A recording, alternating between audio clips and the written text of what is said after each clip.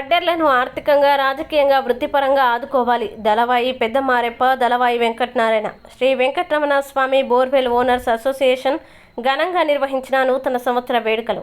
అనంతపురం నగరంలోని శ్రీ వెంకటరమణ స్వామి borewell owners association అధ్యక్షులు దళవాయి పెద్దమారెప్ప, ఉపాధ్యక్షుడు దళవాయి వెంకటనారాయణ ఆధ్వర్యంలో బుధవారం నూతన సంవత్సర వేడుకలు ఘనంగా నిర్వహించారు. ఈ సందర్భంగా వారు మాట్లాడుతూ బోర్వెల్ అసోసియేషన్ కుటుంబ సభ్యులకి, వడ్డెర కుల బాంధవులకి 2025వ నూతన సంవత్సర శుభాకాంక్షలు తెలియజేస్తూ అందరికీ ఆయురారోగ్యాలతో, సుఖ సంతోషాలతో ఉండాలని ఆకాంక్షించారు. అలాగే నూతనంగా ప్రభుత్వ ముఖ్యమంత్రి బాధ్యతలు చేపట్టిన నారా చంద్రబాబు నాయుడుకి ఉప ముఖ్యమంత్రి కొణిదెల పవన్ కళ్యాణ్ మరియు యువనేత, రాష్ట్ర విద్యా సాంకేతిక శాఖ మంత్రులు నారా లోకేష్ బాబు వడ్డెర స్థితిగతులపై వారు రాష్ట్ర వ్యాప్తంగా అనేక విధాల పాదయాత్రలో లోకేష్ బాబు చేపట్టిన యువగలం పాదయాత్రలోను, వారాహి యాత్రలో కూడా క్షేత్రస్థాయిలో వడ్డెర్లు పడుతున్న బాధలు, వారి జీవన విధానం గురించి కూలంకుషంగా తెలుసుకున్నారు. గతంలో వడ్డెర్ల జీవన విధానానికి ఇప్పటి జీవన విధానానికి చాలా తేడా ఉంది. వారి దృష్టికి వడ్డెర నాయకులు తెలియజేశారు.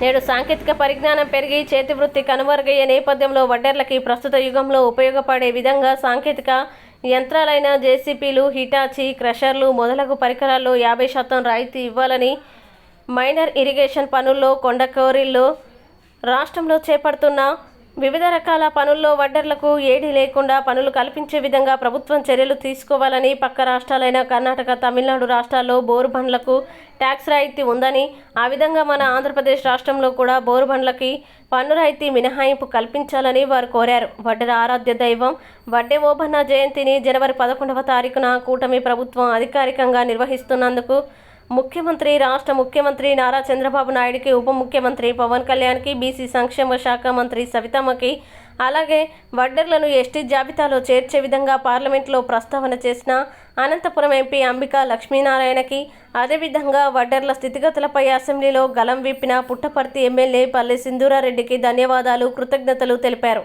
ఈ కార్యక్రమంలో కార్యదర్శి కదిరెప్ప కుమార్, వెంకటేష్, డేరంగుల బలంకన్న, రాము, బత్తల రాజా, దళవాయి శ్రీనివాసులు, మంత్రాలయం వెంకట్రాముడు, దళవాయి వెంకటేష్ తదితరులు పాల్గొన్నారు. ఈ రాష్ట్రంలో ఉన్న తెలుగుదేశం పార్టీ కుటుంబ సభ్యులకు, మరి వివిధ హోదాల్లో ఉన్న తెలుగుదేశం పార్టీ నాయకులకు, గౌరవనీయులు రాష్ట్ర ముఖ్యమంత్రి వర్యులు శ్రీ నారా చంద్రబాబు నాయుడు గారికి, శ్రీ నారా లోకేష్ గారికి, కొణిదెల పవన్ కళ్యాణ్ గారికి, ప్రతి ఒక్కరికి కూడా తెలుగుదేశం పార్టీ కుటుంబ సభ్యులందరికీ కూడా, కార్యకర్తలకు కూడా నా నూతన సంవత్సర శుభాకాంక్షలు.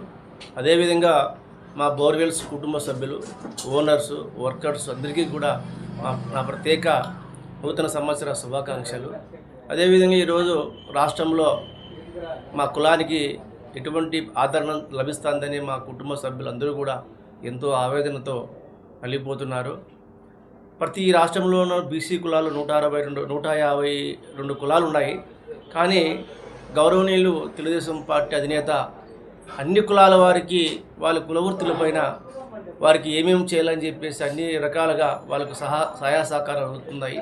కానీ మా కులానికి మాత్రం వృత్తిపరంగా చేస్తున్న కులాల్లో కూడా మాకు ఇరిగేషన్ వర్కులు అయితేమి, క్వారీలు అయితేనేమి, మరి అదేవిధంగా సబ్సిడీలు అయితేనేమి ఈరోజు మాకు ఒక్కటి కూడా ఇంకా బీసీకి సంబంధించి 8,000 కోట్లు కేటాయించని చెప్పిన మాట వాస్తవం. పార్టీ బీసీల పట్ల ఎంతో సానుకూలత ఉంది. కానీ మా కులానికి సంబంధించిన విషయాలపైన గౌరవనీయులు ముఖ్యమంత్రి గారు ప్రత్యేక శ్రద్ధ పెట్టాలని చెప్పేసి మీ ద్వారా తెలుపుతున్నాను. ముఖ్యంగా మా చేతి వృత్తులపైన మా కులం వలసదారులుగా అనేక రాష్ట్రాల్లో మేము ఎస్సీలు, ఎస్టీలుగా ఉన్నాం. అనేక రాష్ట్రాల్లో మేము ఎస్సీలు కానీ ఎస్టీలుగా ఉన్నాం. కానీ ఆంధ్ర రాష్ట్రంలో బీసీ ఏ కింద ఉన్నాం. మాకు అన్ని రకాలుగా మాకు అన్యాయం జరుగుతూనే వస్తుంది.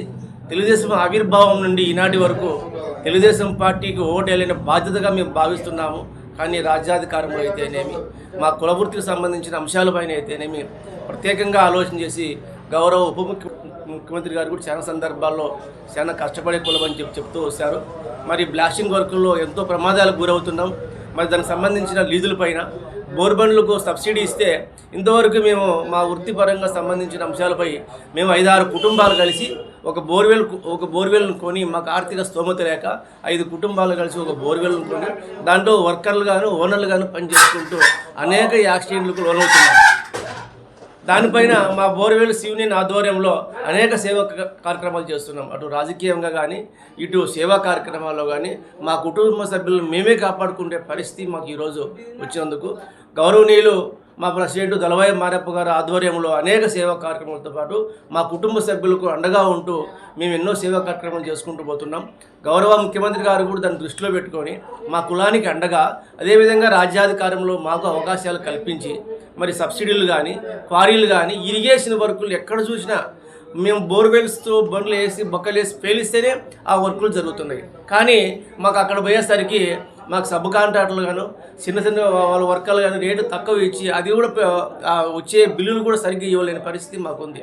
మేము చాలా నష్టపోతున్నాం వృత్తిపరంగా. గౌరవ ముఖ్యమంత్రి గారు ఇప్పటికే మేము చేతులెత్తి మొక్కుతున్నాము. మా కులానికి సంబంధించిన అంశాలు, మా వృత్తికి సంబంధించిన అంశాలు, డెవలప్మెంటు, క్వారీలు అయితేనేమి, హిల్స్ కటింగ్ అయితేనేమి, మరి క్వారీలు అయితే ఖచ్చితంగా మాకు అవకాశం కల్పించి ఈ బోర్వెల్స్ వెహికల్స్ కాస్ట్ కనీసం 20-25 లక్షలు అవుతుంది సెకండ్ హ్యాండ్లో ఉన్న దానికి సబ్సిడీ ఖచ్చితంగా అవకాశం ఇచ్చి మా కులాన్ని ఆదుకోవాలని మేము మీడియా ద్వారా తెలుపుతూ మరి ఈ బిట్లు ఆదరణ పథకం కింద ఈ సమెట్లు పార్లు ఇవన్నీ మాకు అవసరం లేదు. ఈరోజు టెక్నాలజీ అందుబాటులోకి వచ్చింది. కేవలం ఇటాచీలు, జేసీబీలు, క్వారీలు, ఇరిగేషన్ వర్కులపైనే ఖచ్చితంగా ప్రభుత్వం ఆలోచన చేసి గౌరవ ముఖ్యమంత్రి గారు, గౌరవ నారా లోకేష్ గారు, గౌరవ పవన్ కళ్యాణ్ గారు మరి మాకు గతంలో కూడా రాజ్యాధికారం కల్పిస్తాం అన్ని రకాలుగా చెప్పారు. మాకు ఖచ్చితంగా అవకాశం కల్పించి మా వెనుకబాటుతనాన్ని గమనించి వెనుకబడిన కులం ఏదైనా ఉందంటే అదొక ఒడ్డరి కులమే భావించి మాకు మంచి అవకాశం కల్పిస్తారని చేతులెత్తి నమస్కరిస్తున్నాను.